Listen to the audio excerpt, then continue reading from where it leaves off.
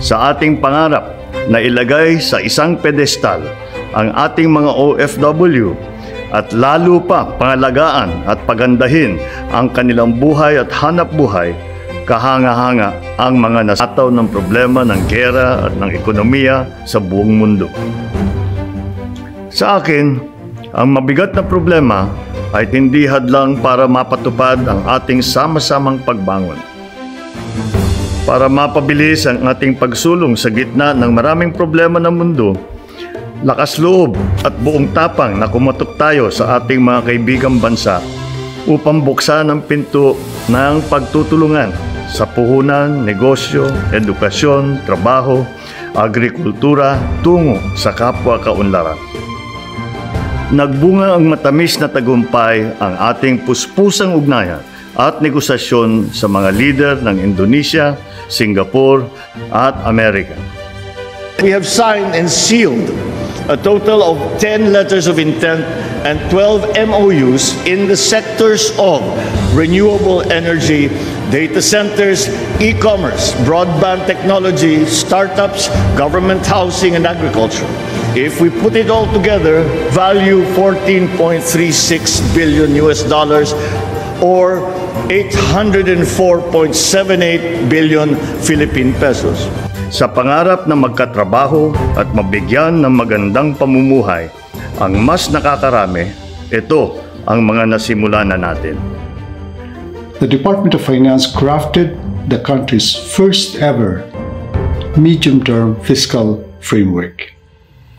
This framework aims to reduce the fiscal deficit, promote fiscal sustainability, and enable robust economic growth.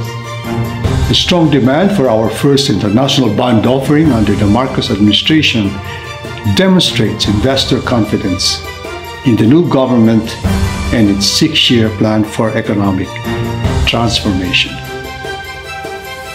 Sa ating pangarap na walang kaba tayong makakalabas kahit madilim ang gabi at panatag ang ating loob na laging ligtas ang kapaligiran, ito ang mga hakbang na ating naisagawa.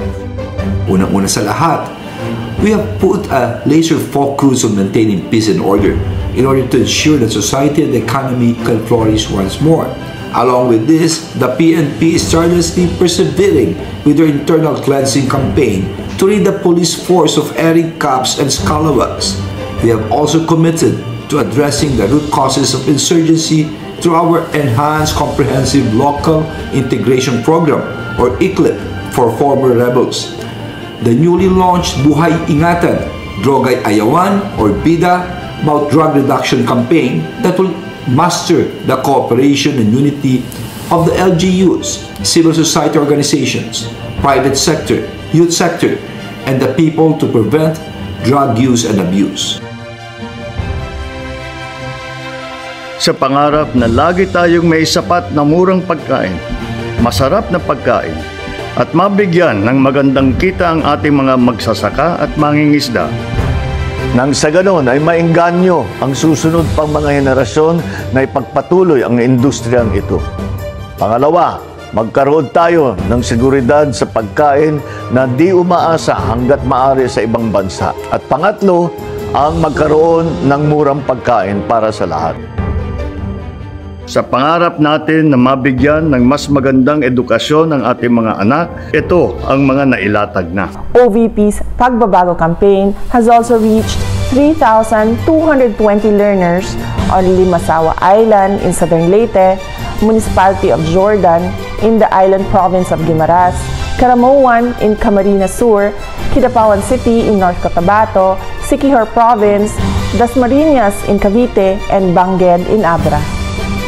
The Pagbabago Campaign aims to underscore the importance of education and responsible parenthood to our fellow Filipinos.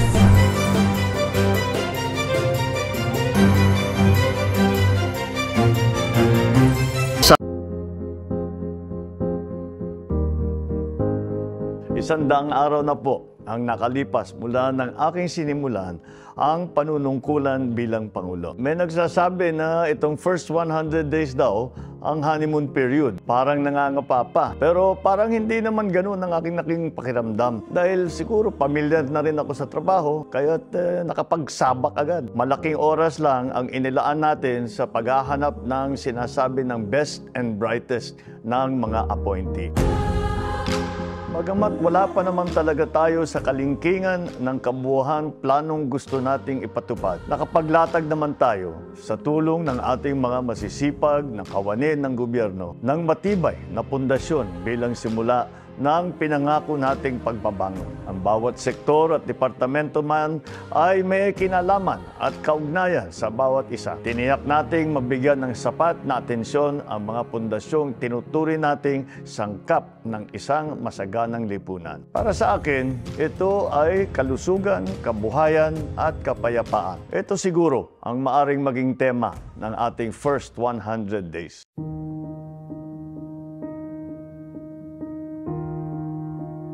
Unahin natin ang kalusugan. Kahit umaaligid pa itong COVID na ito, ay masasabi nating mahusay na ang pagmamanage natin nitong virus. Ang kampanyang pinaslakas para sa vaccination at booster shot, kung naalala ninyo, kasama ko pa si Sandro, nagpa-booster kaming pareho. Ang bilang natin ngayon, nasa 73 million plus na po ang nakakompleto ng 2 doses. Nasa 19 million plus na ang nakatanggap ng booster shot at umaabot hanggang 81,000 doses ang nababakunahan bawat araw. Kasama ang Department of Health at Department of Interior and Local Government, ipapagpatuloy lang ang programang yan. Dahil sa magandang numero natin, umabot na po tayo sa punto na voluntary na lang ang pagsusuot ng face mask sa labas. Sana po, lahat po ang hindi pa nabakunahan ng booster shot ay magpa-booster shot na po.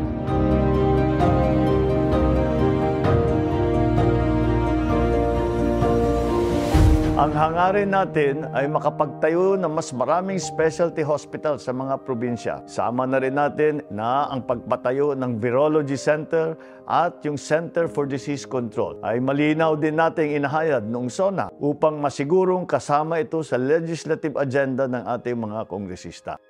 We must bring medical services to the people and not wait for them to come to our hospitals. After many decades of conflict among warring factions and clansmen demonstrates that unity is possible even in the most trying circumstances.